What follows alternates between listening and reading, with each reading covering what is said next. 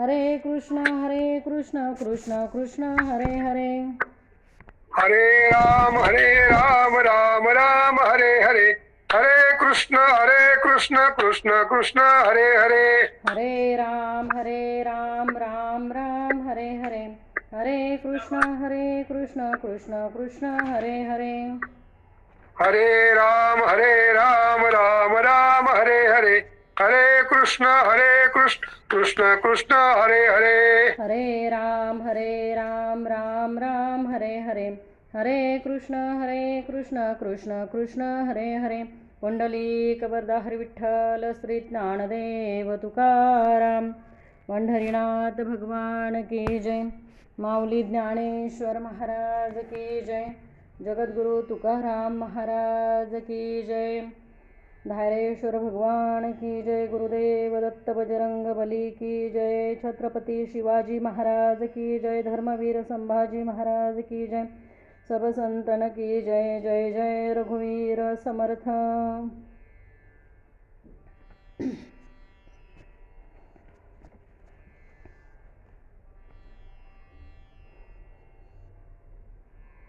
गुरुर्ब्रह्मा गुरुर्विष्णू गुरुर्देवो महेश्वरा. गुरु साक्षात् परब्रह्मा तस्मै श्री गुरुवे नमः. ब्रह्मानन्दं परमसुखदं केवलं ज्ञानमूर्तिं द्वन्द्वातीतं गगनसदृशं तत्त्वमस्यादिलक्षणम् एकं नित्यं विमलमचलं सर्वदी साक्षिभूतं भावातीतं त्रिगुणरहितं सद्गुरुतं नमामि. वक्रतुण्डमहाकाय सूर्यकोटिसमप्रभं निर्विघ्नं कुरु मे देव सर्वकार्येषु सर्वदा.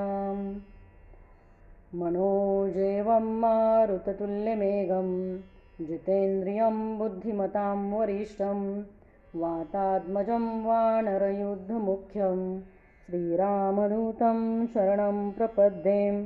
ज्या ज्या स्थळी हे मन जाय माझे त्या त्या स्थळी हे निजरूप तुझे. मी ठेवितो मस्तक ज्या ठिकाणी तेथे तुझे सद्गुरु पाय दोन्ही. आकाशातं पतितं तोयं यथा गच्छति सागरं सर्वदेवं नमस्कारं केशवं प्रति गच्छति. यानि कानि च पापानि जन्मान्तरकृतान्तनि च तानि तानि विनश्यन्ति प्रदक्षिणे पदे पदे. जय जय रघुवीर समर्थ. जय जय रघुवीर समर्थ. श्रीमद दासबोध दशक पहिला स्तवन नाम समास 10वा नरदेह स्तवन. श्रीराम समर्थ. दशक पहिला स्तवन नाम. बघा आता पहिल्या दशकातल्या शेवटच्या समासापर्यंत आपण पोचलो. प्रत्येक दशकामध्ये 10 समास आहेत. आता आपले पहिले 9 समास झाले. गेल्या आठवड्यात आपल्याला परमार्थ स्तवन दिला. आता नरदेह स्तवन. आता या नरदेह स्तवनामध्ये समर्थ पहिलीच ओवी देतात. धन्य धन्य हा नरदेह. काय म्हटलंय नरदेहाला? धन्य धन्य म्हटलंय. धन्य धन्य हा नरदेह येथील अपूर्वता पाहो. जो जो कीजे परमार्थ लावो तो तो पाववी सिद्धते. हा नरदेह किती धन्य आहे हो. फक्त एकदाच धन्य नाही, धन्य धन्य. समर्थांनी 2दा धन्य धन्य दिलंय ना. याचा अर्थच काय की समर्थांना सांगायचं आहे की हा एवढा धन्य आहे की ह्याला एकदा धन्य म्हणून चालणार नाही, म्हणून ह्याला 2दा म्हणावं लागतंय. धन्य धन्य हा नरदेह. मग बघा या नरदेहामध्ये आल्यानंतर मनुष्याने काय केलं पाहिजे. प्रत्येक संतांनी हेच सांगितलंय हो. नरदेह कसा आहे? परम दुर्लभ आहे. जयाचा अलभ्य लाभ. हा तुम्हा आम्हाला झालेला काय आहे? अलभ्य लाभ आहे. परम दुर्लभ आहे हा. पण हा आपल्याला अलभ्य लाभ झालेला आहे. कारण बहुत जन्माचा सेवट नरदेह सापडे अवचट येथे वर्तावे चोकट नीती नाही. म्हणून माऊली पण सांगतात, तुकाराम महाराज पण सांगतात की हा नरदेह कसा आहे, दुर्लभ आहे, अतिशय दुर्लभ आहे. पण हा आम्हाला मिळाला आहे, मग आता हा कशामध्ये वेचायचा? हा नरदेह आपण कशामध्ये वेचायचा? नरदेहाला येऊन काय केलं पाहिजे हेच माणसाला कळत नाही. तुकाराम महाराजांचा फार सुंदर अभंग आहे. खरंच कळत नाही आपल्याला की नरदेहाला आल्यानंतर काय केलं पाहिजे. एक मिनिट, कोणीतरी हात दाखवलाय, तेवढा काढते. नरदेहाला आल्यानंतर काय केलं पाहिजे आपण? तर या नरदेहाला आल्यानंतर फक्त भगवत प्राप्ती, कारण दिलाय तो नरदेह भगवत प्राप्तीसाठीच दिलेला आहे. बघा, पाहायला गेलं तर 83,99,999 जन्म ज्या वेळेला आपण फिरतो त्यावेळेला 84वा हा नरदेह. आणि पाहायला गेलं तर हा नरदेह जो आहे ना तुमचा आमचा, हा 82 तत्वाचा आहे. किती तत्वाचा आहे नरदेह? 82 तत्वाचा आहे. मग 82 तत्वाचा नरदेह 84ला जाऊ नये म्हणून मनुष्याने अखंड काय केलं पाहिजे? त्या भगवंताच्या सानिध्यात राहता आलं पाहिजे. 84 योनीमध्ये हा 82 तत्वाचा देह पुन्हा जाऊ नये म्हणून माझा अट्टहास मला करता आला पाहिजे. आता बघा, पाहायला गेलं तर 84 लक्ष योनी म्हणजे कुठल्या दाखवल्या हो? 84 लक्ष योनी दाखवल्या. जलजा नवलक्षाचं. बघा, जलचर किती दाखवले? 9 लक्ष आहे. जलजा नवलक्षाचं लिहून घ्या फार तर. जलजा नवलक्षाचं दशलक्षाचं पक्षिणा. पक्षींच्या योनी किती आहे? एका श्लोकामध्येच सगळ्या योनी दाखवल्यात. एक श्लोक हा मागे जसा आपण बघा, एका श्लोकामध्ये एक श्लोक जर का आपण लक्षात ठेवला तर आपल्याला 18 पुराण लक्षात राहतात ना. म द्वयम, भ द्वयम, ब त्रयम, व चतुष्टयम, असं जसं आपल्याला एका श्लोकामध्ये सगळे 18 पुराणे सांगितले, तसंच आपल्याला ह्या एका श्लोकामध्ये ह्या सगळ्या योनी दाखवल्यात. जलजा नवलक्षाचं दशलक्षाचं पक्षिणा. पक्षी किती सांगितले? 10 लक्ष. आणि जलचर किती सांगितले? 9 लक्ष. जलजा 9 लक्षाचं दशलक्षाचं पक्षिणा कृमयो रुद्र लक्षाचं. आता रुद्र लक्षाचं म्हणजे काय?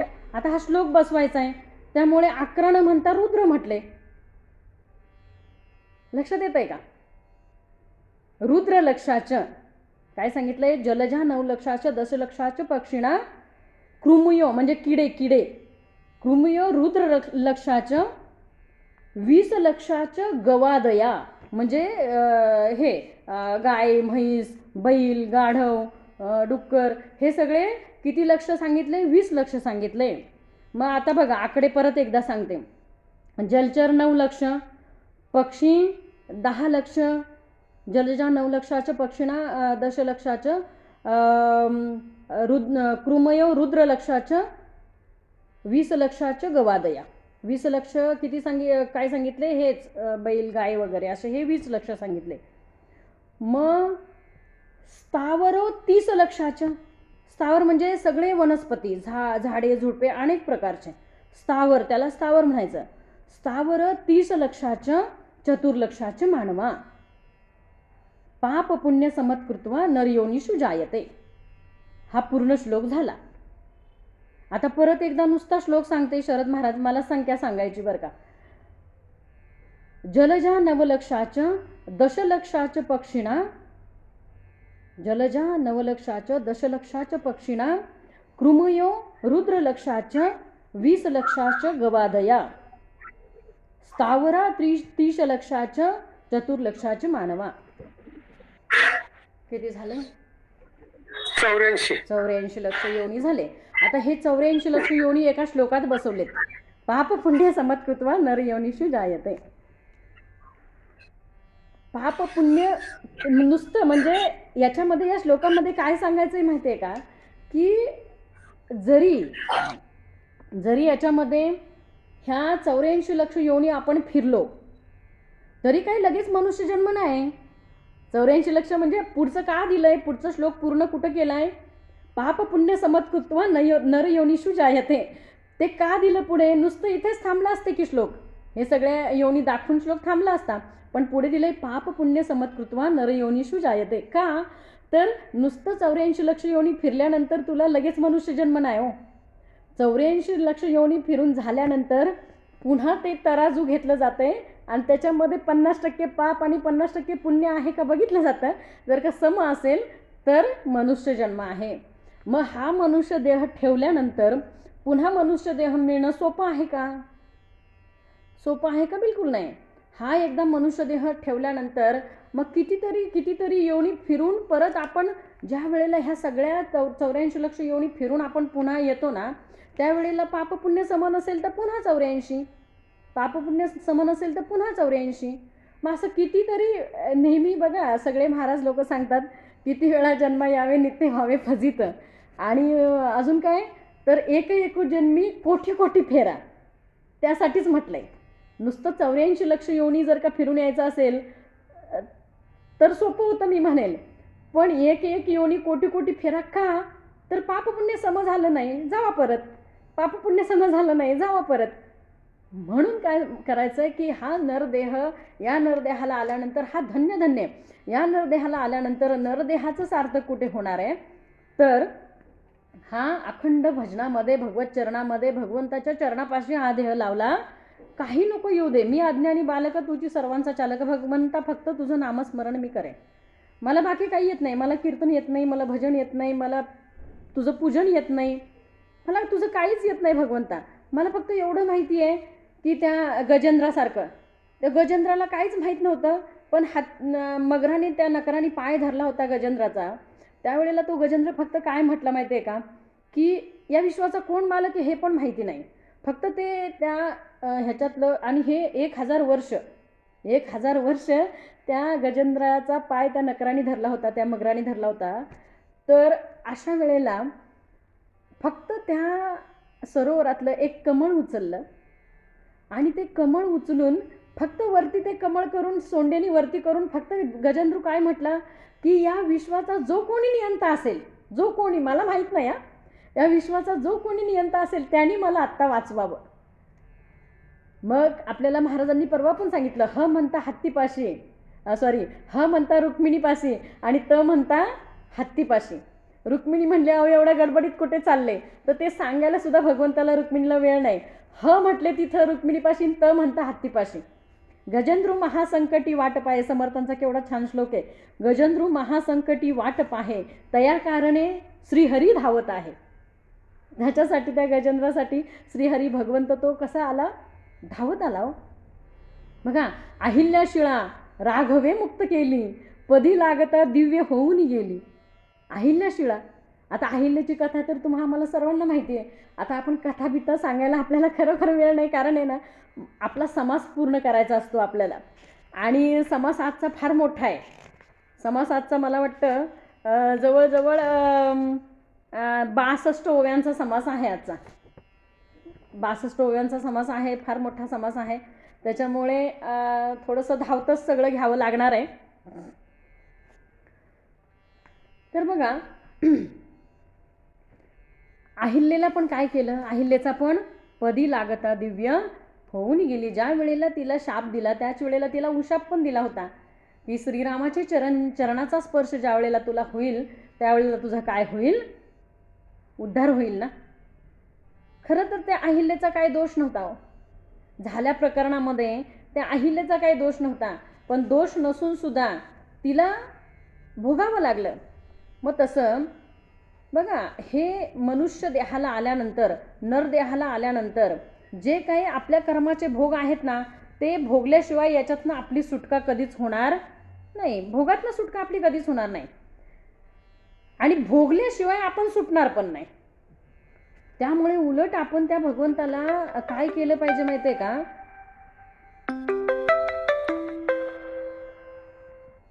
आपण त्या भगवंताला उलट काय केलं पाहिजे की त्याला बघा निवेदन ठेवलं पाहिजे भगवंताच्या चरणी. भगवंता, या काय माझे जे भोग असतील ना ते याच जन्मात भोगून मला मोकळं कर.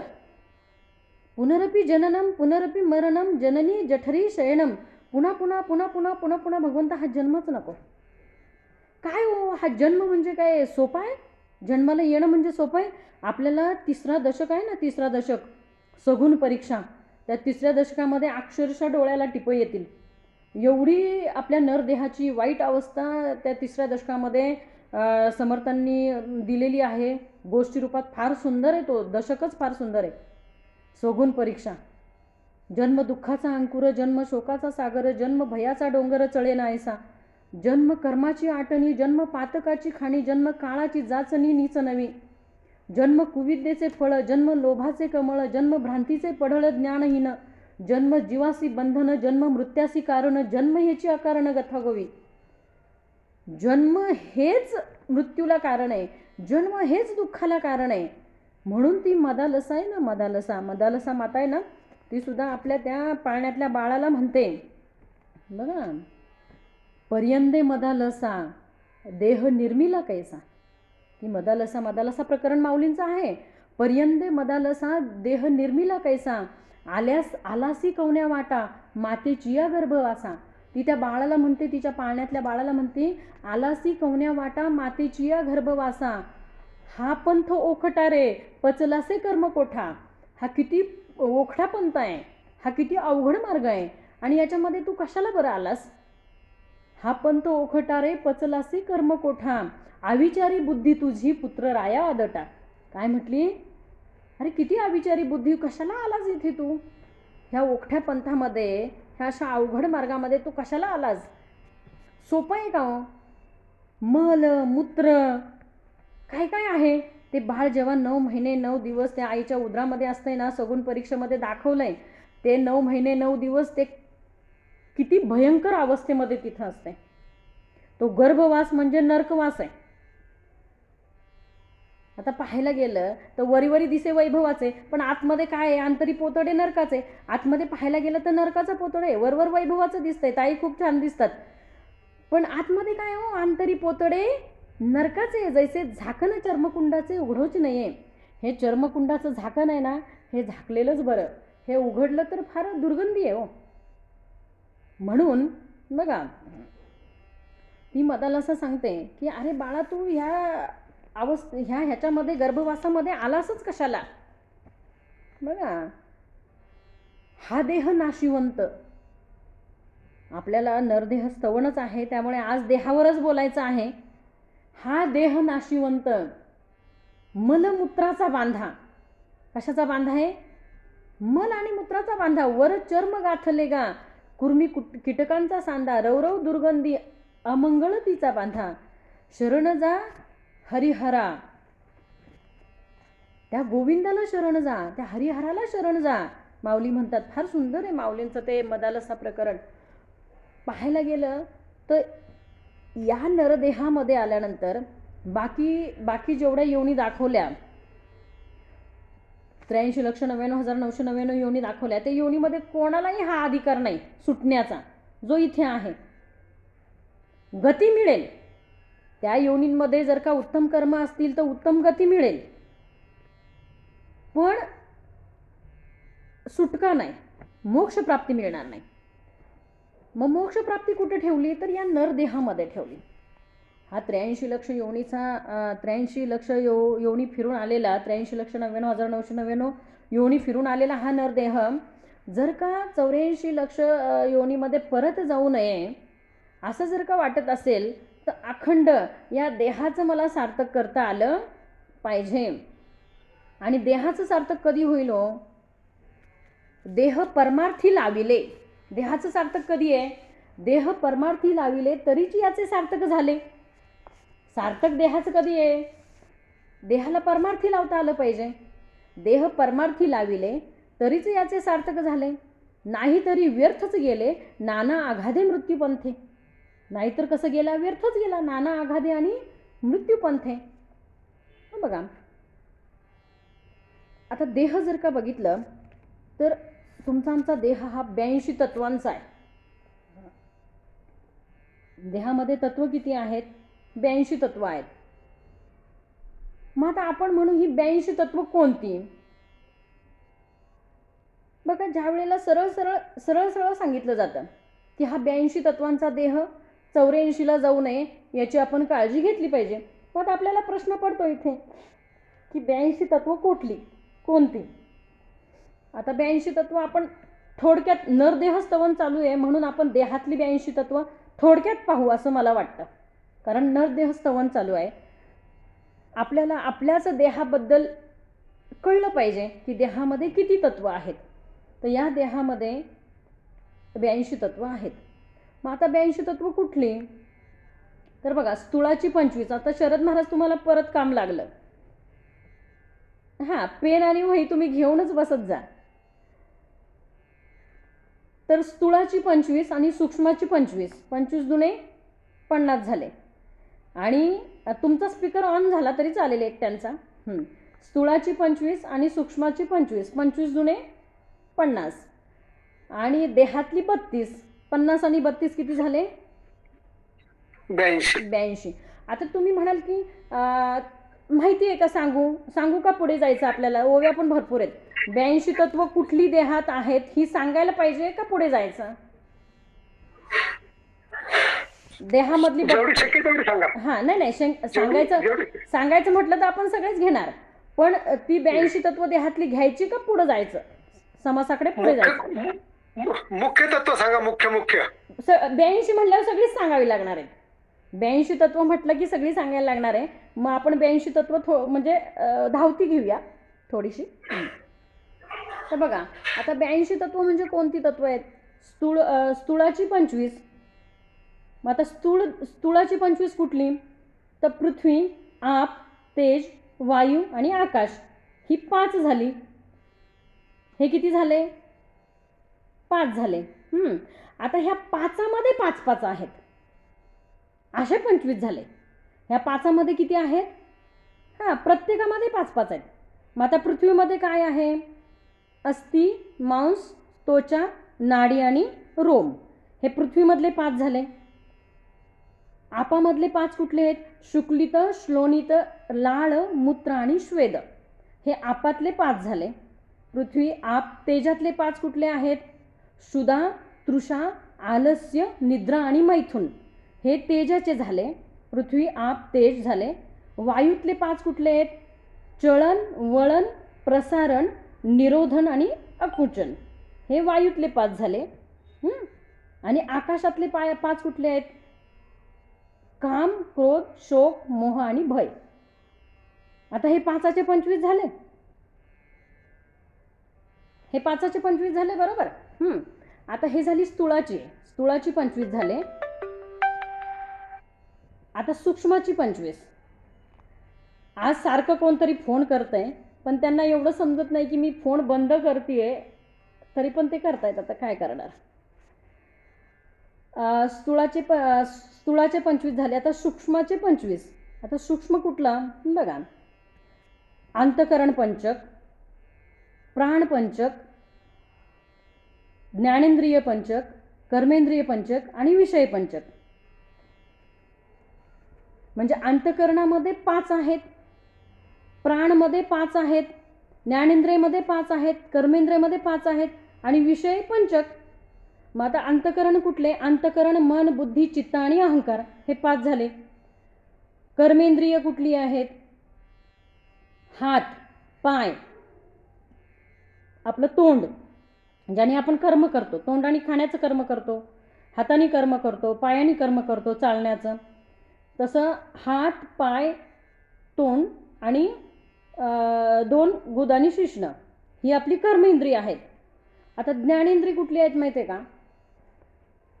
श्रोत्र, कान, चक्षु, जिव्हा, जीभ, नासिक आणि त्वचा ही आपली ज्ञानेंद्रिय. भगवद्गीतेमध्ये 15व्या अध्यायामध्ये 9वा श्लोक आहे बघा. श्रोत्रम चक्षु स्पर्शनम च रसनम घ्राणमेव च अधिष्ठाय मनश्चाय विषयानुपसेवते. 9वा श्लोक आहे, 15व्या अध्यायातला 9वा श्लोक आहे. श्रोत्रम चक्षु स्पर्शनम च रसनम घ्राणमेव च अधिष्ठाय मनश्चाय विषयानुपसेवते.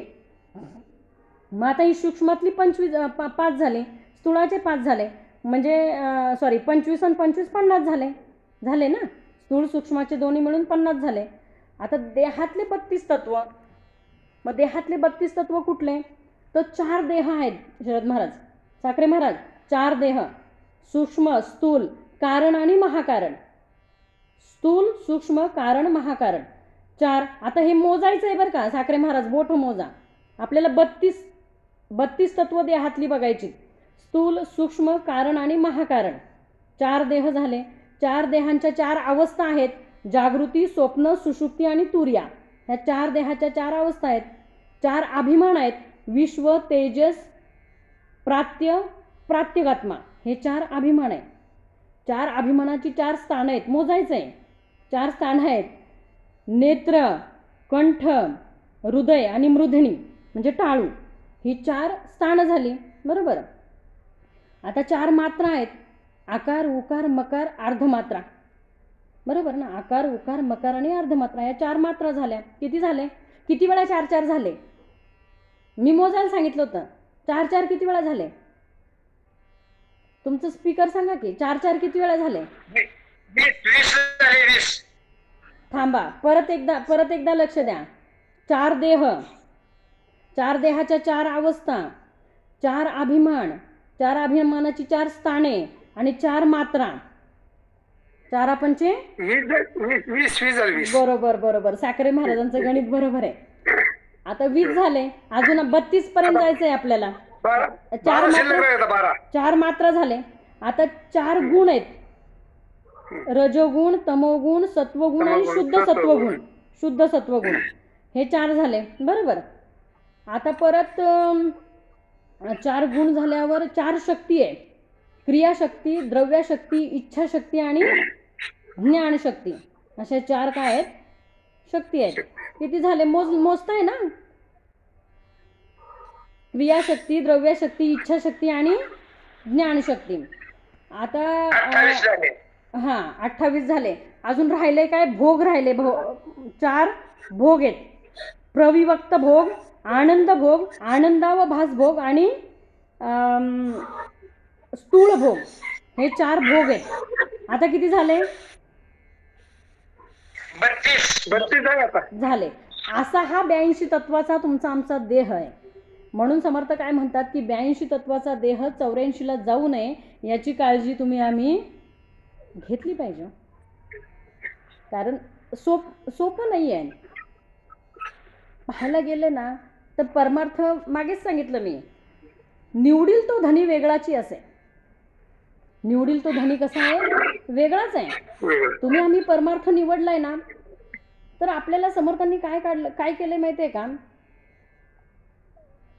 निवडून बाजूला काढलंय. निवडून काय केलंय? बाजूला काढलंय. पण बघा, खड्यासारखं आपल्याला सुपात राहायचंय. खड्यासारखं सुपाच्या बाहेर जायचं नाही. बरेच खडे आता चांगले खडे सुपाच्या बाहेर जायला लागलेत. अवघड आहे हो, खरं अवघड आहे. म्हणजे आज एवढं महत्भाग्य हाताशी आले. तुमच्या आमच्या हातामध्ये काय आलंय? महत्भाग्य आहे हे. परंतु भोगू नाही जाणीत आले. महत्भाग्य आम्हाला भगवंतांनी काढून दिलंय आणि ते आपण भोगायचं सोडून आपण आपल्याच अहंकारामध्ये आणि आपल्याच मीपणामध्ये, आपल्याच गर्वामध्ये, आपल्याच ताट्यामध्ये आपण काय करून बसतो हे आपल्याला पण कळत नाही. आणि मग नंतर पश्चाताप करून काय उपयोग आहे हो? समय टळून गेला. समय एकदा टळून गेला की मग तुम्ही पश्चाताप करून काय उपयोग आहे? म्हणून काय सांगितलंय बघा की धन्य धन्य हा नरदेह. थोडंसं आपण नरदेहाचं स्तवन केलं की नरदेह म्हणजे काय, कसा तो 84 लक्ष योनीचे साखरे महाराज येण्यापूर्वी 84 लक्ष योनी पण बघितले आपण. तुम्हाला फक्त आता एक श्लोक सांगते, तुम्ही आत्ताच आलात म्हणून. जेवढे आत्ता जॉईन झाले तेवढ्यांना फक्त एक श्लोक सांगते. 83 लक्ष 99,999 योनी आणि त्याच्यात 84वा मनुष्य. मग ह्या सगळ्या योनी त्या कुठल्या? तर एका श्लोकामध्ये थोडक्यात सांगते, जे नवीन आत्ता जॉईन झाले त्यांच्यासाठी. आणि लक्षात ठेवा, आपली वेळ 8:30 ते 9:30ची आहे. त्यामुळे 9ला जॉईन कोणी होऊ नका. जे अर्धा तास निरूपण जातं ते आपल्याला परत मिळत नाही. पण आता ज्योतिताई तुमचीच आहे म्हणून तुमच्यासाठी म्हणून पुन्हा सांगते. जलजा नवलक्षाच दशलक्षाच पक्षिणा कृमयो रुद्रलक्षाच 20 लक्षाच गवादया, म्हणजे जलचर 9 लक्ष, 10 लक्ष पक्षी, रुद्रलक्ष म्हणजे रुद्र म्हणजे 11 लक्ष दाखवले किडे कृमी, आणि 20 लक्ष गवादया म्हणजे गाई म्हैस बैल वगैरे, हे 20 लक्ष दाखवले योनीमध्ये. आणि स्थावरा 30 लक्षाचं, स्थावर किती 30 लक्ष दाखवले, आणि चतुर्लक्षाचे मानवा, असे हे 84 लक्ष योनी होतं त्याच्यामध्ये. तुम्ही फार बेरीज नंतर करा, मग अशी शरद महाराजांनी केलेली आहे. तर आता समर्थ काय म्हणतात, धन्य धन्य हा नरदेह. हा नरदेह कसा आहे, धन्य धन्य आहे. धन्य धन्य हा नरदेह येथील अपूर्वता पाहो, जो जो की जे परमार्थ लावो तो तो पाववी सिद्धते. जो जो या परमार्थामध्ये येतो तो तो काय होतो, हा भवसागर पार करून कधी जातो पलीकडं हे त्याचं त्याला पण कळत नाही. बाकीचे गटांगळे खातात तो, नाकात पाणी गेलं, तोंडात पाणी गेलं. आता हे ना भयंकर अवस्था आहे, पण ही सांगण्याची जागा नाही आहे. नरदेहाची अवस्था शरद महाराज खूप भयंकर आहे. ज्या वेळेला 10वीची प्रवचनं वगैरे असतात ना, त्यावेळेला तिथं आपल्याला ऐकायला मिळतं की किती भयंकर अवस्था या नरदेहाची आहे. म्हणजे ती नुसती अवतरणिका नदीच सांगते फक्त, बाकी काहीच सांगत नाही तुम्हाला. कारण गरुड पुराण माझं सगळं वाचून झालेलं आहे, मी खूप वेळा वाचले, खूप वेळा ऐकले, त्यामुळे अंगावर काटा येतो. पण त्याच्यामध्ये फक्त ती अवतरणिका नदी जी आहे ना, नदी जी आपल्याला पार करायची आहे गेल्यानंतर, 1 वर्षभराचा त्या देहाचा प्रवास असतो. वर्षभरानंतर तो देह मुक्त होतो. पण या वर्षभराच्या प्रवासामध्ये दर महिन्याला जो काही घरातले पिंड देतात ते दर महिन्याला तो खाऊन पुढे पुढे जात असतो. ते फार मोठं सगळं आहे, तो पसारा फार मोठा आहे. परंतु थोडक्यात का सांगते की या नरदेहाला आल्यानंतर आपली अवस्था तशी होऊ नये. ती अवतरणिका नदी नुसती जी आहे ना, ती नदी एवढी भयंकर आहे, एवढी भयंकर ती नदी आहे की त्याच्यामध्ये पाणी नाही आहे. त्या नदीमध्ये पाणी नाही आहे, लक्षात घ्या. त्या नदीमध्ये पूर तर चालू आहे, पूर आहे त्या नदीला, मोठा पूर आहे त्या नदीला, पण तो पाण्याचा पूर नाही, तो रक्ताचा आणि पुवाचा पूर आहे. रक्त आणि पू, आणि त्याच्यामध्ये चिखल आहे ना, चिखल, तो चिखल कशाचा आहे माहिती आहे का, हाडामासांचा चिखल आहे.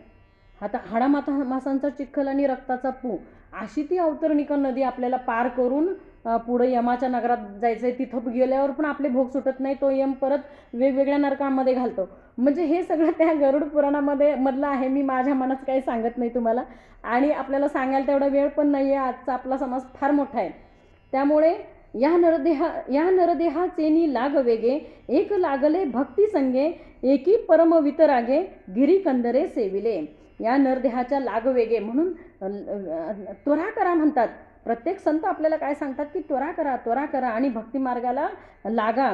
कोण गिरीकंदरे म्हणजे कोणी कपारीमध्ये बसून, बघा पूर्वी ज्यांनी नरदेहाचं सार्थक केलं. आता समर्थांनी हा दासबोध ग्रंथ शिवतर घळीत बसून लिहिला. कोणी कपारीमध्ये, कडा कपारीमध्ये बसते. एक गिरीकंदरे सेविती, एक लागले भक्तिपंथे, एक परम वितरागे, गिरीकंदरे सेविली. एक फिरती तीर्थाटणे, एक करीती पुरश्चरणे, एक अखंड नामस्मरणे, निष्ठावंत राहिले. एक अखंड काय म्हणते की आम्ही फक्त भगवंताचं नाम घेणार. आम्हाला आमची सगळी तीर्थ कुठे आहेत, ठाईच बैसोनी करा एक चित्त, आवडे अनंत आळवावा. आम्ही फक्त इथे एका जागेवर बसून भगवंताचं काय करतो, नाम घेतो. आम्हाला कुठल्या तीर्थक्षेत्राला कुठं जायची आवश्यकता नाही.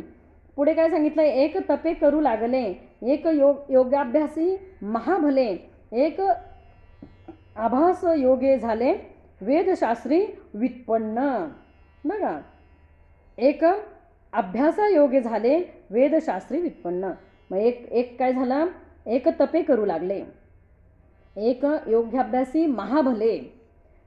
कोण योगाचा अभ्यास करते, सकाळी सकाळी उठून असं काय करेल, असं काय करेल, हात काय. आता आम्हाला आमच्या योगा टीचरच समोर आहेत, त्यामुळे आम्ही काय सांगू. सांगायचं म्हटलं तर त्यासुद्धा सांगतील. सकाळचा योगा आमच्या टीचर आहेत समोर.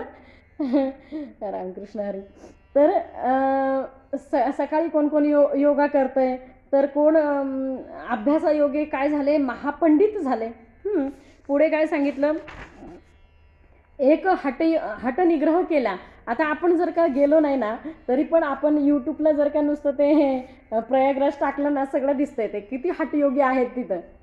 हटयोगी म्हणजे काय की कोण कोण म्हणतात आम्ही जेवतच नाही, आम्ही फक्त वायुभक्षण करून राहतो, ते हटयोगी. कोण म्हणतं की आम्ही बसलोच नाही कित्येक वर्ष. ते असे म्हणजे मी व्हिडिओ पाहिलेत, मी तिथे गेले नाही. झोपाळा टांगल्यासारखं आहे आणि त्याच्यावर असे पालते पडलेत आणि म्हणतात की आम्ही झोप आली तर अशीच झोपतो, पण आम्ही बसलो नाही. कोण काट्यावरच बसलंय. एक महाराज तर काटे अंतरलेत आणि त्या काट्यावर झोपतायत. म्हणजे असं हटयोगी. एक हटयोगी केला, एक अत्यंत देह अत्यंत पिढीला. एकी हटयोगी केला देह अत्यंत पिढीला, एकी देव ठाई पाडीला भावार्थ बळे. एकाने काय केलं तर आपल्या भावार्थाने देवालाच आपलंसं करून घेतलं. नामदेवरायांनी काय केलं, देवा तू जर का जेवायला आला, हट्टच धरला, देवा तू जर का जेवायला आला नाही तर मी काही जेवणार नाही, आणि तू माझ्या ताटात येऊन जेवल्याशिवाय मी जेवणार नाही. नाम्यासंगे एका ताटी तूच जेवीशी. काय त्या भगवंताची लीला आहे बघा. पुढे काय सांगितलं, एक महानुभव विख्यात, एक भक्त झाले ख्यात, एक सिद्ध अकस्मात गगन ओळगती. एक महानुभवी भाव विख्यात, एक भक्त झाले ख्यात, एक सिद्ध अकस्मात गगन ओळगती. आता हे सिद्ध, आपण साधक पण आहोत की नाही हा सुद्धा प्रश्नच आहे. पाहावे आपण असे आपण, मी कोणाला बोलत नाही, मी माझं बघते, तुम्ही तुमचं बघा. आपण साधक आहोत की नाही हे पण शंका आहे. आपण मुमुक्ष आहोत की नाही इथं पण शंका आहे. कारण बद्ध अवस्थेतनंच जर का आपण बाजूला झालो नाही, किती पण तुम्ही ज्ञानीत झाला, पंडित झाला, लोकांना तत्वज्ञान सांगायला लागला, की लोकांना तुम्ही सांगताय की राग बरा नव्हे, राग बरा नव्हे, राग बरा नव्हे, आणि तो आपल्यामध्येच जर का ठासून भरलेला असेल तर आपण काय मिळवलं सांगा बरं. आपण फक्त बोलाची कढी आणि बोलाचा भात, आपण फक्त दुसऱ्याला सांगतोय की राग बरे नव्हे, बरं. लोकांना सांगणं सोपं आहे हो ब्रह्मज्ञान, पण स्वतः कोरडं पाषाण असेल तर काय उपयोग आहे त्याचा. लोका सांगे ब्रह्मज्ञान, स्वतः कोरडे पाषाण. मग आधी केले आणि मग सांगितले अशी अवस्था पाहिजे. ज्या वेळेला बघा कोणत्याही संतांकडे आपण गेलो ना, आधी ते स्वतः त्यांच्यामध्ये ते आचरण आहे का नाही ते आधी बघतात, तेव्हा ते दुसऱ्याला सांगतात. गुळ खाणं सोडा म्हणून सांगायचं आहे ना, तर ते आधी आपण सोडलाय आणि मग त्या मुलाला सांगितलं बाळा आता तू गुळ खाणं सोड म्हणून.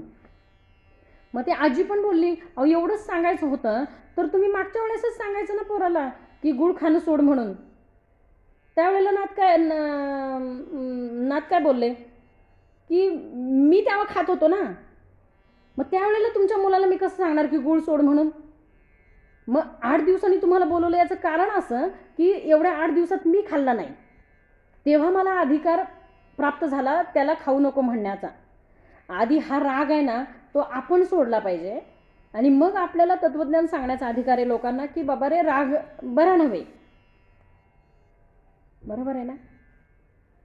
अहो काशीला गेल्यानंतर काहीतरी सोडायचं असतंय, काहीतरी सोडायचं असतंय, असं प्रत्येकाला माहिती आहे की काशीला गेल्यानंतर काहीतरी सोडायचं असतंय.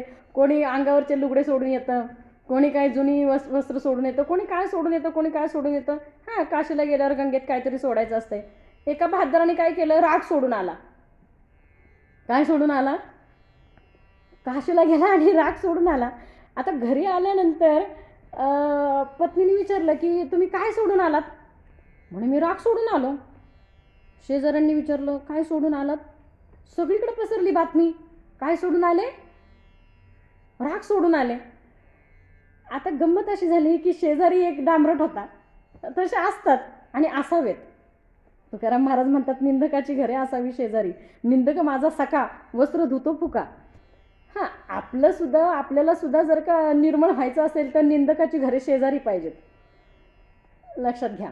तर असा शेजारी आहे ना, तो म्हटला यांनी राग सोडलाय काय बघतो याच्याकडे. मग त्यांनी काय केलं माहिती आहे का, सकाळी गेला त्याच्या घरी, म्हणलं महाराज काय सोडून आलात काशीला, म्हणलं राग सोडून आलो. अगदी मवाळ भाषेत सांगितलं, राग सोडून आलो. बरं म्हणला. परत दुपारी गेला, नेमका ते जेवायला बसलंय आणि जेवायच्या वेळेसच गेले. काय सोडून आला महाराज तुम्ही, राग सोडून आलो. परत थोड्या वेळाने हा वामकुशीला पडणार, तेवढ्यात हा घरी गेला. महाराज काय सोडून आलात तुम्ही? अरे बाबा राग सोडून आलो. आता वाढला कुठला शब्द? अरे बाबा, वाढला शब्द. राग सोडून आलाय पण इकडे शब्द वाढला. अरे बाबा राग सोडून आलो. परत संध्याकाळच्या जेवणाच्या वेळेला तिथंच, काय सोडून आलात तुम्ही? अरे राग सोडून आलो. आवाज वाढला. काय झाला? आवाज वाढला. परत रात्री अगदी 9-10 वाजता, महाराज काय सोडून आलात? अरे तुला किती वेळा सांगायचं? वाढले शब्द, वाढत चाललेत. काय सोडून आलात? राग सोडून आलो. हा रातच्या 12ला गेला भर झोपेत आणि दार वाजवलं. म्हणलं तुम्ही काय सोडून आलात? तुला किती वेळा सांगायचं? एकदा सांगून समजत नाही का? मी राग सोडून आलो. सुटला का राग? सांगा बरं. म्हणजे त्याला राग येईपर्यंत शेजाराने काय त्याची पाठ सोडली? सर कोण सोडेल हो राग? सांगा बरं. आणि राग ही सोडण्याची गोष्ट आहे का? राग पाहिजे, पण मागेच मी सांगितलं सगळे विषय आहे ना, सगळे विषय पाहिजेत, पण ते कसे पाहिजेत? प्रमाण आणि अप्रमाण कळलेच पाहिजे. विषयांना काय करायचं माहिती आहे का? विषयांच्या अधीन आपण व्हायचं नाही. आपल्या अधीन विषय पाहिजेत. विषयांना आपण तंबी देता आली पाहिजे आपल्याला, की नाही आता तू शांत बसायचं, तुझं कार्य नाही. त्याला इंद्रिय दमन म्हणतात. मग आपल्याला गुरुच असा भेटला पाहिजे की असे आडक्याचे 3 गुरु भेटून चालत नाही. गुरु आडक्याचे 3 असे मिळाले तरी तेजावे म्हटले. शिष्याशी न लविती साधन, न करविती इंद्रिय दमन, ऐसे गुरु आडक्याचे 3 मिळाले तरी तेजावे. असे गुरु जर कितीही मिळाले ना आपल्याला पावली तरी त्यांचा त्याग केला पाहिजे. गुरु कुठला पाहिजे? जो शिष्याला इंद्रिय दमन करायला शिकवतो, तो गुरु पाहिजे. की विषयाचं प्रमाण कळलं पाहिजे हो. जसं आपला फोडणीचा डबा आहे, आपल्याला भाजी करताना प्रमाण समजतं, तसं आपल्याला ह्या विषयांमधलं ही प्रमाण समजलं पाहिजे. मग आता पुढे काय सांगितलं? एक तेजी तेजच झाले, एक जळी मिळवून गेले, एक ते दिसतची अदृश्य झाले वायुरूपे. बघा आता हे वेगवेगळ्या सिद्ध साधू त्यांच्यामधले वेगवेगळे काय दाखवले.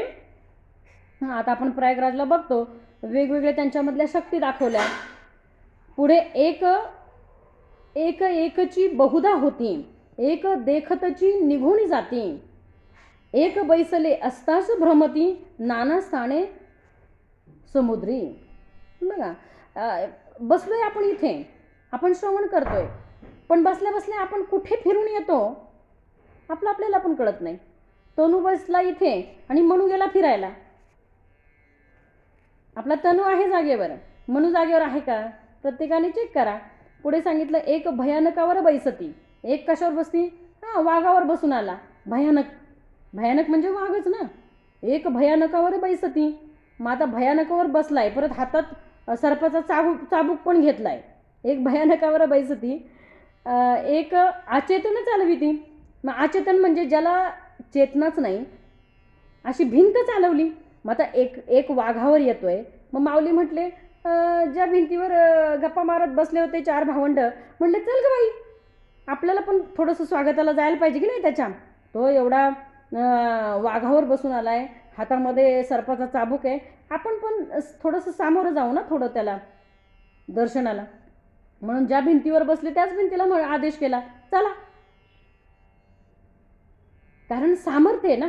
एक भयानकावर बैसती, एक अचेतन चालवती, एक प्रेते उठविती. आता जो भयानकावर बसला त्याचंच काम काय चालू होतं? प्रेते उठवायचं, बरोबर ना. आता तुम्ही म्हणाल की नाव का सांगत नाही ताई? ताईला नाव माहीत नाही का? काय नाव माहिती हो, सगळ्यांनाच माहिती आहे, म्हणून काय सांगायचं आहे, बरोबर आहे की नाही. आता भिंत कोणी चालवली? माऊलींनी चालवली. ह्याच्यावर वाघावर बसून सर्पाचा चाबूक घेऊन कोण आला होता? चांगदेव आला होता, बरोबर ना. प्रेते कोणी उठवली? चांगदेवानी. तो जगला किती? 1400 वर्ष. 1400 वर्ष जगून कोराच राहिला, बरोबर ना. कारण मुक्ताई 10 वर्षाची मुक्ताई, तिला पत्र लिहिलं, तिला काय लिहावं हे कळेना त्या पत्रामध्ये. तिला गुरु म्हणून नमस्कार करावा का ती गुरु आणि आपल्यापेक्षा लहान समजावं तर अधिकार श्रेष्ठ आहे. आपल्या पुढची प्रेत तिने उठवली, एक कुत्र्याचं हाडूक फिरवून. उठा रे पळा म्हणली सगळ्यांनी. मग आता बघायला गेलं तर तिचा अधिकार जास्त श्रेष्ठ आहे. मग आता काय लिहावं म्हणून कोरच पत्र लिहिलं. मग त्या कोऱ्या पत्रावर परत चांगदेव 65 माऊलींना लिहावं लागलं. म्हणजे बघायला गेलं तर एक भयानकावर बैसती, एक अचेतन चालवती, एक प्रेते उठवती तपोबळे करुनिया, एक तेजे मंद करीती, एक जळे आटविती, एक वायू निर्दिती विश्वजनाचा. बघा सगळ्या विश्वाचा वायू पूर्ण बंद झाला होता. कधी? ज्या वेळेला बघा इंद्राणी वज्राणी हनुमंतावर प्रहार केला त्यावेळेला सगळ्या विश्वाचा वायू काय झाला? कोणला गेला. का तर अधिकार समजला नाही. पुढे काय सांगितलं? ऐसे हटनिग्रह कृतबुद्धी जयास ओळल्या नाना सिद्धी, ऐसे सिद्ध लक्षावधी होऊन गेले. ऐसे सिद्ध लक्षावधी होऊन गेले. एक मनोसिद्ध, एक वाचासिद्ध, एक अल्पसिद्ध, एक सर्वसिद्ध, ऐसे नाना प्रकारीचे सिद्ध विख्यात झाले. आता असे बरेच झालेत. आता किती सांगणार? समर्थ बोलले की इथं आता त्यांची नावं घेतली नाही तर 62 ओव्या झाल्यात. मग असे भरपूर होऊन गेले. म्हटले एक नवविधा भक्ती पंथेची, एक नवविधा भक्ती राजपंथे गेले तरले परलोकीच्या निजस्वार्थे, एक योगी गुप्त पंथे ब्रह्मभुवन पावले. एक वैकुंठवास गेले, एक सत्ययोगी राहिले, एक कैलासी बैसले शिवरूप होऊनी, एक इंद्रलोकी इंद्र झाले, एक पितृलोकी मिळून गेले, एक ते अडगणी बैसले, एक ते क्षीरसागरी. सलोकता समीपता स्वरूपता सायुज्यता या चत्वार मुक्ती तत्वता इच्छा सेवूनी राहिल्या. बघा या सर्व मुक्ती ज्याच्या घरी दासी म्हणून पाणी भरतात. कोणाच्या? जो भगवंताचा भक्त आहे. ऐसे सिद्ध साधू संत सोहित प्रवर्तले अनंत, ऐसा हा नरदेह विख्यात काही म्हणून वर्णावा. म्हणून या नरदेहामध्ये आल्यानंतर अशक्य असं काहीच नाही हो. भगवत प्राप्ती, भगवंताचा ध्यास जर का मनाला लागला ना तर त्याची प्राप्ती होणं अशक्य नाही. या नरदेहाचेनी आधारे नाना साधनाचेनी द्वारे मुख्य सारासार विचारे बहुत सुटले. सारासार विचार केला तर काय होणार आहे? सुटका होईल. सारासार विचार करा उठा उठी. नामधरा कंठी विठोबाचे. काय सांगितलंय? विठोबाचं नाम अखंड कंठामध्ये धारण करता आलं पाहिजे. सारासार उठाउठी करता आली पाहिजे. या नरदेहाचेनी संबंधे बहुत पावले उत्तम पदे. या नरदेहाच्या संबंधातनं बहुत लोक काय झाले? उत्तम पदाला प्राप्त झाले. अहंता सांडून आनंदे सुखी झाले. अहंता सांडल्याशिवाय सुखी होणार नाही. आता आपल्याला परत या ओवीवर विश्लेषण करायची आवश्यकता नाही. अहंता म्हणजे अहंकार, अहंकार म्हणजे गर्व. म्हणून बघा अभिमाने उठे मत्सर, मत्सर ये तिरस्कार, ही सगळी साखळी आहे. म्हणून ही अहंता आपल्याला पहिली त्यागता आली पाहिजे. नरदेही येऊनी सकळ उधरागती पावले केवळ. उद्धरागती पावायचा असेल, उद्धार करून घ्यायचा असेल तर काय सांगितलंय पुढे? नरदेही येऊनी सकळ उद्धरागती पावले केवळ, येथे संशयाचे मूळ खंडोन गेले. संशय राहिलाच नाही हो. कारण आपल्या पुढे उदाहरणं आहेत की या नरदेहाला आल्यानंतर किती लोक उद्धरून गेले. आपलाही उद्धार केला आणि लोकांचाही उद्धार केला. संतांनी फक्त स्वतःचा उद्धार केला नाही तर संतांनी तुमच्या आमच्या सारखांचा उद्धार केला. बघा समर्थ असू द्या, ज्ञानेश्वर माऊली घ्या, तुकाराम महाराज घ्या, या सर्व संतांनी काय केलं? स्वतःसहित बाकीच्यांनाही उद्धरून नेलं. याच्यामध्ये एक छोटंसं उदाहरण आहे. समर्थांचीच ओवी आहे की पोहणाराच गुचक्या खातो, जनास कैसा काढू पाहतो. पोहणारा जर का उत्तम असेल ना तर तो आपल्याला हा भवसागर पार करून नेईल. पण पोहणाराच जर गटांगळ्या खात असेल तर आपण भवसागर कसा पार करणार आहोत? त्यामुळे आपल्याला पार करून नेणारा उत्तम मिळाला पाहिजे. म्हणून पुढे सांगितलं या नरदेहाचेनी संबंधे एक बहुत पावले उत्तम पदे, अहंता सांडूनी स्वानंदे सुखी झाले. अहंता सांडल्याशिवाय सुख प्राप्त होणार नाही. नरदेही येऊनी सकळ उद्धरागती पावले केवळ, येथे संशयाचे मूळ खंडोनी गेले. पशुदेही नाही गती. पशुदेही नाही गती आत्ताच सांगितलं. अगोदरच अगोदरच बरंचसं विवरण झालेलं आहे या समासाचं. पशुगती नाही, पशुदेही नाही गती, बाकी कुठल्याही देहामध्ये उत्तम गती नाही. पशुदेही नाही गती ऐसे सर्वत्र बोलती, म्हणून नरदेहाची प्राप्ती म्हणून नरदेहातलाच परलोकाची प्राप्ती आहे.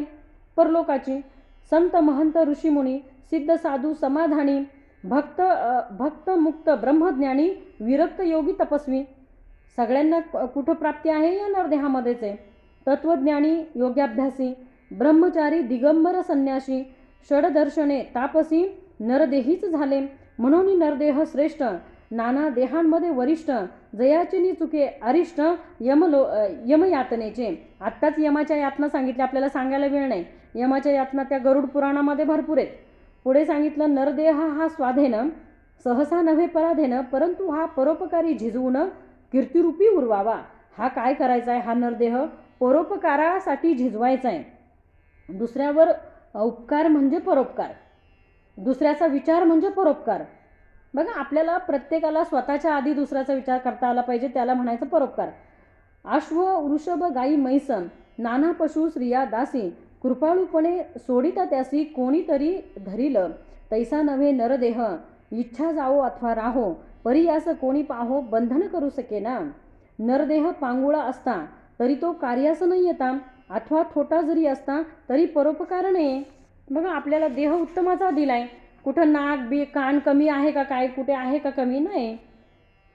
खरं तर नरदेहाचं विश्लेषण अजून खूप आहे, पण आपल्याला वेळ तर अजिबात राहिलेला नाही. या नरदेहाची उत्पत्ती जी आहे ना, ती कशी आहे माहिती आहे का? मातेचे श्लोणित पित्याचे रेत संपर्क झाला जननी गर्भात, जैसे सुवर्ण मुसी असे कडत 5 दिवस बुदबुदाकार. मातेचे शोणित म्हणजे रक्त, पित्याचे रेत संपर्क झाला जननी गर्भात, जैसे सुवर्ण मुसी असे कडत 5 दिवस बुदबुदकार. म्हणजे सुवर्ण मुसी म्हणजे जसं सोनं मुसीमध्ये कडत असते ना, तसं तो बुडबुडा आहे ना त्या मातेच्या गर्भामध्ये असा उकळत असतो. 15 दिवसा होय स्थिर. 15 दिवसांनी तो स्थिर होतो तो बुडबुडा. आपण एका बुडबुड्याचे आहोत. 15 दिवसांनी तो स्थिर झाला. शरद महाराज कुठे गेले? जेवायला गेले का? 15 दिवसा होय स्थिर. 15 दिवसांनी स्थिर झाला. तरी भगवंता तुझं स्मरण कसं काय मला होईल? मग काय सांगितलं? 1 मास शिर होय, 2 मासी हात पाय, 3 मासी सर्व अवयव 9 द्वारे आली मग. 3ऱ्या महिन्यामध्ये. हे पुष्कळ आहे सांगायला, पण आपल्याला ओव्या पुष्कळ आहेत. नरदेह अंध असिला तरी तो निपटची वाया गेला, अथवा बधीर जरी असिला तरी निरूपण नाही. बघा, बधीर असेल तर काय ऐकेल, आंधळा असेल तर भगवंताला काय पाहिलो. म्हणून सगळी इंद्रिय आपली जागेवर आहेत. आपण त्या भगवंताचे आभार मानले पाहिजे. भगवंता डोळे दिले, तुझ्याच कार्याला लावेल. सगळं बोलायला भरपूर आहे, आपल्याला वेळ कमी आहे. नरदेह असिल मुक्त तरी घेता नये आशंका, अशक्त रोगी नासिका तरी तो निक्कारण. नरदेह असिला मूर्ख अथवा फेफऱ्या संबंधाचे दुःख तरी तो जाणावा निरर्थक निश्चयसे. नरदेह मूर्ख असला तरी भगवत प्राप्ती कशी कळणार त्याला? इतुके हे नसता वेगे नरदेह आणि सकळ सांग, तेथे धरावा परमार्थ मार्ग लाग वेगे. ज्याला हे सगळं उत्तमाचं दिलंय त्याने लगबगीने परमार्थाचा मार्ग धरला पाहिजे. सांग नरदेह जोडिले आणि परमार्थ बुद्धी विसरले, ते मूर्ख कैसे भ्रमले मायाजाळी. ज्याला हे सगळं उत्तमाचं दिलेलं असताना सुद्धा जो मायाजाळी अडकतो, माझा संसार, माझी मुलं, माझी बाळं, हे सगळं माझं, ते माझं, ते माझं, याच्यामध्ये जो अडकतो ना, त्यांनी काय केलं? आपला जन्म व्यर्थ वाया घालवला. मृतिका खाणून घर केले. बघा, माती खोदली आणि त्याच्यामध्ये घर केले. आता जरी स्लॅबचं घर बांधायचं असलं तरी मातीच खोदावी लागते, वाया घ्यायच लागतं. मृतिका खांदून घर केले, ते माझे ऐसे दृढ कल्पिले, परी ते बहुतांचे हे कळले नाहीच तयासी. मृतिका खाणून घर केलं आणि म्हणतो माझं घर. कसं काय माझं? माती खाणून घर बांधले आणि म्हणतो माझं घर. मूषक म्हणे घर. आता घर कोणाकोणाचं आहे बघा, घर आपलं नाही बरं का साखरे महाराज, अजिबात हे घर आपलं नाही. मग हे घर कोणाकोणाचं आहे? समर्थ पुढे सांगतात. 5 मिनिटं उशीर झाला तर चालेल का? समास मोठा आहे. तर हे घर आहे ना, हे आपलं अजिबात नाही. मृतिका खाणून घर केले, हे माझे ऐसे दृढ कल्पिले, परी ते बहुतांचे हे कळले नाहीच तयासी. हे घर काय माझं आहे का एकट्याचं?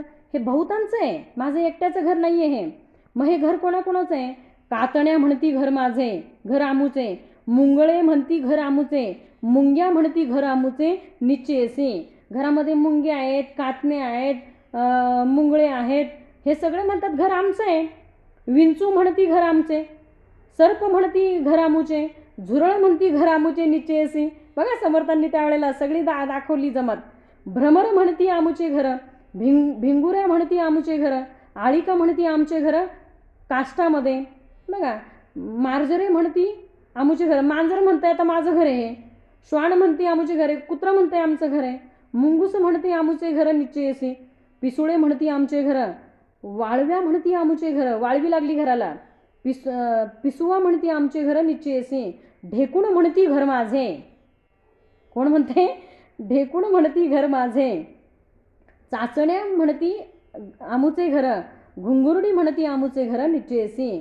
पिसोळे म्हणती आमुचे घर, गोंधेले म्हणती आमुचे घर, सोट म्हणती आमुचे घर आणि गोंबी. बहुत किड्यांचा जोजार, किती सांगावा विस्तार. आता ह्या किड्यांचा विस्तार आपण एका श्लोकातच घेतला मगाशी, तर आता किती किती सांगावा विस्तार. समस्त म्हणती आमुचे घर निश्चयसी. पशु म्हणती आमुचे घर, दासी म्हणती आमुचे घर, घरची म्हणती आमुचे घर निश्चयसी. पाहुणे म्हणती आमुचे घर, मित्र म्हणती आमुचे घर, ग्रामस्थ म्हणती आमुचे घर निश्चयसी. तस्कर म्हणती घर आमुचे, राजकी म्हणते घर आमुचे. आग्र म्हणे आमुचे घर भस्म करू. आग्नी काय म्हणते? माझं घरे मी जाळून टाकतो.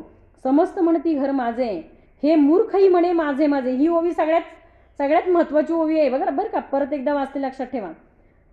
समस्त म्हणती घर माझे आणि हे मूर्खही म्हणे माझे माझे. शेवटी जड झाले ओझे टाकीला देह.